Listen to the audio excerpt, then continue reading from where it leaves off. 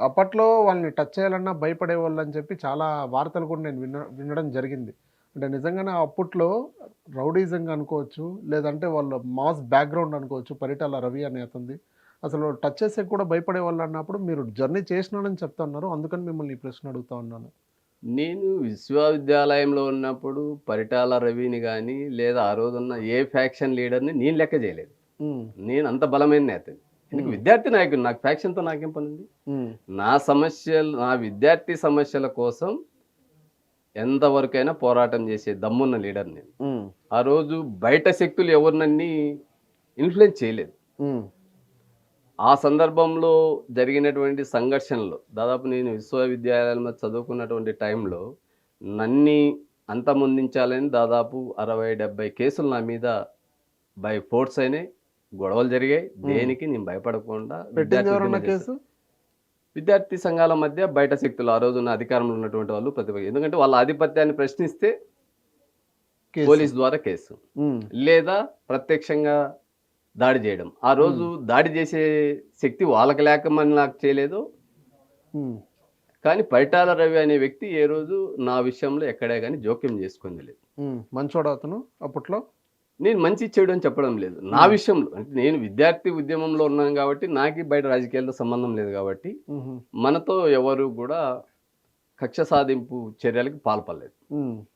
మళ్ళీ నేను ఉపాధ్యాయునిగా ఉన్నప్పుడు ఆయనకి, నాకి వ్యక్తిగతంగా మంచి రిలేషన్ అనేది ఆయన చనిపోయే రోజు గూడా ఒక 10 నిమిషాల ముందు నేనక్కడ ఆయనకి జాగ్రత్తలు జెప్పి ఇంటికెళ్ళా. ఏమని చెప్పారన్న జాగ్రత్తలు?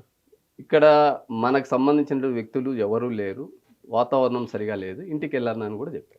మీరు ముందే గ్రహించారయితే. నాకు బయటకొచ్చి మళ్ళా బ్యాక్ పోయి చెప్పా నేను. ఆ! ఇంట్లో మాట్లాడేసి బయటకొచ్చి పార్టీ మళ్ళీ ఎళ్లి ఆఫీస్‌లో. చెప్పారు. ఓకే. ఆ! ఓకే. ఓకే. ఆ! పార్టీ ఆఫీస్‌లో కూర్చున్నారు. ఆయన నన్ను లంచ్‌కి ప్లేట్ ఇస్తే నేను తిన్నానన్నా అని జెప్పి హ్మ్.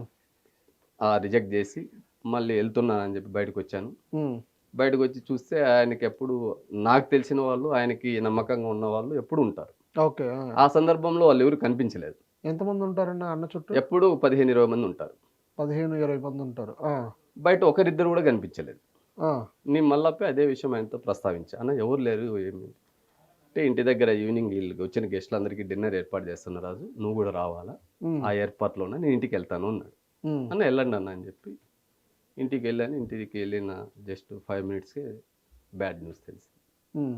అలా ఒక అత్యంత నాకి ఆ ఏజ్‌లో అంటే నేను ఉపాధ్యాయునిగా ఉన్నప్పుడు ఆయనకి, నాకి ఎవరికీ ఆ విధమైన కాంటాక్ట్స్ ఉన్నాయని బయట సమాజానికి తెలీదు. హ్మ్.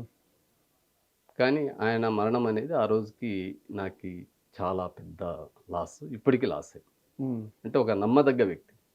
రైట్. ఇప్పటివరకు అలాంటి లీడర్ నాకైతే ఎవరు లేదు చూడలేదా? అంత నమ్మదగ్గ వ్యక్తులు లేరు. హ్మ్. అంటే టీడీపీలోకి మీరే ఓకే. మిమ్మల్ని ఇన్‌ఫ్లూయెన్స్ చేశారు. మీరెళ్లినారు అని చెప్తా ఉన్నారు టీడీపీలోకైతే. టీడీపీలో అయితే మీకు ఏ పదవి ఇవ్వలేదు. అండ్ 2 బీసీలని మోసం చేసే పార్టీ అని కూడా మీరు చాలా సార్లు తిట్టినారు. అంటే ఎందుకన్నా బీసీలని మోసం చేసే పార్టీ ఎందుకవుతుందన్న అది అప్పట్లో? ఇప్పుడు నేను మీకు టికెట్ ఇవ్వకపోతే బీసీలని ఎందుకు మోసం చేసినట్టు అవుతుందది? నా పర్సనల్ ఎప్పుడు నేనెక్కడ ప్రస్తావించలే. హ్మ్. నేను రాప్తా టికెట్ కావాలని నేను అడగల. హ్మ్. టీడీపీలోకి నేను చేరతానని నేను అడగల. హ్మ్. టీడీపీ నన్ను మోసం చేసిందని గూడా ఏ రోజు నేను మాట్లాడను. హ్మ్. ఒక ఇష్యూ బేస్ పైన నా వాయిస్ ఉంటుంది గానీ, నా వ్యక్తిగతంగా అంటే ఎవ్వరిని నేను ఇంతవరకు ఈళ్ళ వల్ల నాకు నష్టం జరిగిందనేటువంటి వాయిస్ నా నుంచి రాలేదు. హ్మ్. అట్లని జెప్పి ఆ రోజు తెలుగుదేశం పార్టీ నన్నేం తక్కువేం చేయలే. చంద్రబాబు నాయుడు గారు పార్టీలోకి చేర్చుకోండి అన్నారు. హ్మ్. పాలిట్ బ్యూరో మెంబర్స్ ఆ రోజు యనమల రామకృష్ణుడు, కేఈ కృష్ణమూర్తి, పెద్ద పెద్ద లాల్‌జాన్ బాషా, ఉమారెడ్డి వెంకటేశ్వర్లు ఈళ్ళందరూ గూడా మైసూరారెడ్డి హ్మ్. అందరూ గూడా నన్ను ఎంకరేజ్ జేశారు. హ్మ్. ఎవరైతే నన్ను ఆహ్వానించారో హ్మ్. కాలువ శ్రీనివాసులు గావచ్చు, పరిటాల సునీత గావచ్చు, పార్థసారథి గారు గావచ్చు. హ్మ్. వాళ్ళు మళ్ళీ అగైన్ ఆ ప్రెషర్ అనేది తీసుకురాలేదు. ఆడికి ఆగిపోయింది.